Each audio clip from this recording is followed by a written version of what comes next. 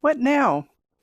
I just sent Restless Spirits Book 2 back to my editors. I did get it done this morning, and I should say I actually sent it back hours ago. I've been goofing off ever since.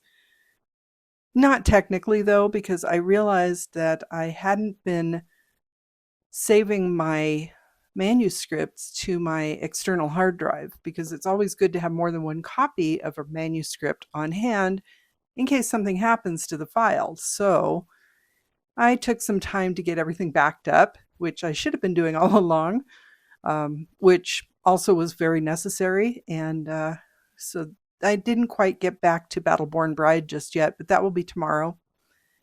But as of right now, Restless Spirits Book 2 is waiting in the proofing queue at my editors. They're saying it could be a 2 to 3 week wait before someone can proof it. So we'll see if that actually happens or if it goes through sooner. Coincidentally, JT's upcoming release, which I think is going to be maybe July or August, is in the proofing queue with our editors as well. I think this is the first time we've both had a book in proofing at the same time. We're not releasing them at the same time. It just happened that way. But it's a great relief because at this point I should have very little left to do with this manuscript.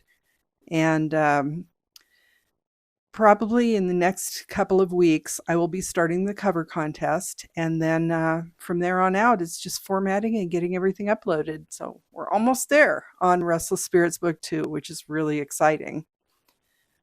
Battleborn Bride still needs a bit of work. And once I get that done, as I've mentioned, it will be going to betas and to my editors because I do a beta read with my editors as well. So there will probably be 4 people looking at it at least. And since my editors are so efficient, I will have a 2-week turnaround before it comes back to me and I make changes and then it goes into copy edit. So hopefully I'm not going to push my beta readers because I've been really a little bit behind where I should be on this manuscript. I should have probably had it out to beta readers last month, but it wasn't quite ready to go yet. And it's still not quite there. So that's going to be my focus for the next week, to get Battleborn Bride beta ready, while Restless Spirits Book 2 is waiting for the proofing. I will say the one good thing about having 2 books going at the same time like this is that I'm not stressing about one book in particular. I'm actually stressing about just everything. So it's not like I'm fixated on one particular thing. It's being spread around a little bit more, which in some ways I feel is actually easier. But once these 2 books are released, hopefully upcoming releases will be a little less frenetic for me because I think now I'm kind of figuring out my rhythm, my writing rhythm after being retired for more than 2 years. It took me a little while to get here, but it's coming together. And I am starting to do a few things around the house. So I think my plan moving forward will be to write for 2 or 3 hours in the morning, which is usually when JT goes over to Comma Coffee to work on his books. And probably will have the afternoons free to do some graphic design, maybe just go down to my basement and do some painting, like art painting, not painting things, even though I do need to paint my workshop. That's going to be a summer project. The nice thing about summers here is that when you get up first thing in the morning, it's really not very warm. So I can go out and paint outdoors first thing in the morning. In the evenings, it tends to be a little warm until the sun sets. So that may be a summer project where I go out and paint a little bit of the building at a time. And I have a lot of gardening plans because I really want to get my patios set up. And I'm hoping to get them set up so that we can actually enjoy them during the warm weather. We haven't had warm weather for a few days, though. Today is the first day we've seen the sun in probably 4 days, I think. Yesterday, the Reno Sparks area got a bunch of thunderstorms, which I don't think we had thunder and lightning down here in Carson, which can happen because we are separated from Reno by a couple of kind of mountain ranges. There are more hills than mountains for this area, but they're usually around 5,000 or 6,000 feet, and it does determine what kind of weather we're having around here. For example, living in the Midwest, we could see storms coming from miles away. Here, we see the storms coming over the Sierra, or, well, they usually do come over the Sierra because they're coming from west to east. But sometimes, if they're coming from the southwest, they might come up over the hills. And we don't get to see the storms rolling in quite as well as we did when we lived in the Midwest. And in some ways, I think that's a little bit of a shame. There are areas that are there are valleys in Nevada that are much wider than ours. Eagle Valley is not very big. It's kind of a little pocket. And it's very pretty here, but it is not really expansive. We kind of feel like we're cradled in the mountains a little bit. And it's nice. I really enjoy it. But sometimes it's nice to get those wide vistas too. And so we can't really watch the storms roll in. Like up in the Truckee Meadows where Reno and Sparks are located, there is a little bit more space between the hills. So they get a much better view of the weather than we do. And actually, to give you a quick memory of back in my childhood, before things got so built up in the area, before I lived here, we were driving around Reno. I was with my parents and my grandparents, and they had an old Vista Cruiser. If anybody remembers, it's those station wagons that had not only the windows that you normally see, but they had like little curved windows that came up the side. So it gave you a little bit of a better view out the windows. And at that time, we didn't have to wear seatbelts all the time, which we should have been, but different times. So I would be laying in the back of the Vista Cruiser, in the back of the station wagon, looking up out those little windows. And we were driving in Reno. And I remember specifically that it was Reno during a thunderstorm because there is a place at the University of Nevada, Reno called the Fleischmann Planetarium. And at that time, the UNR campus was much smaller. So the Fleischmann was actually up on a hill by itself. It has very striking architecture with these big soaring windows in the front that were all lit up. And the lights were on because there was a massive thunderstorm rolling through. And it was really dark skies and thunder and lightning. And I remember driving past. I have no idea where the heck we were going. We just happened to be driving past. And there was one of those forked lightning strikes that kind of surrounded the Fleischmann Planetarium, which was all lit up. So it's a very vivid memory from childhood. I don't remember how old I was. It probably would have been the mid-1970s. But I don't really see storms like that anymore, which is maybe one of the reasons that I remember that one in particular so clearly, because it's been a long time. Another thunderstorm I remember, and I have no idea why I'm off on this tangent other than weather around here, but another storm I recall from childhood, I lived in Modesto, California, which, if you're not familiar with California, that's actually where George Lucas grew up. He, of Star Wars fame, which coincidentally yesterday was May the 4th. But I lived in Modesto, and my grandparents also lived in Modesto at the time, but we lived in different parts of town. And I remember driving down the street during a thunderstorm.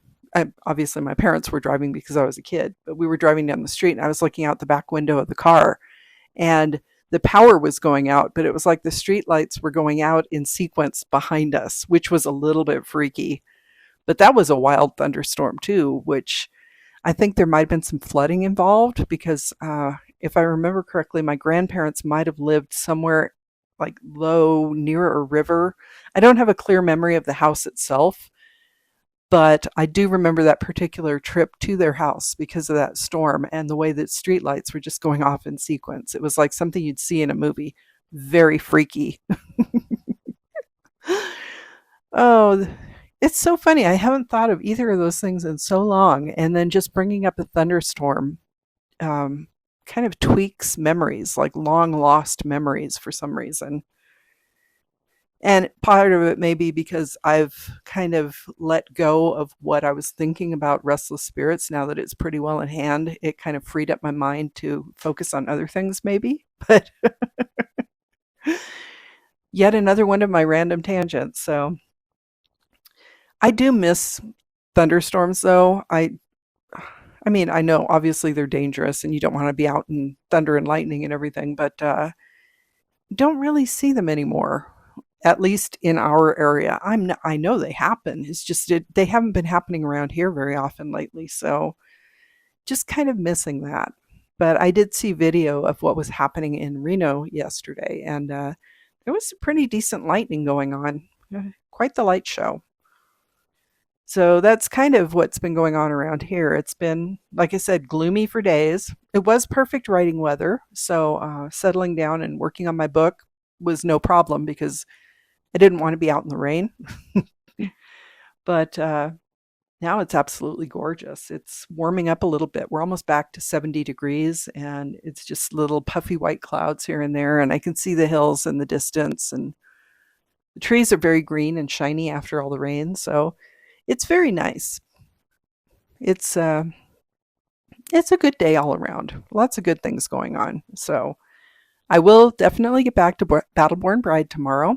And oh, going back to our discombobulated day on Sunday, I think JT figured out what was happening with my audio. I don't know about my video from that day, but the audio for that day was probably because I hadn't charged the microphones.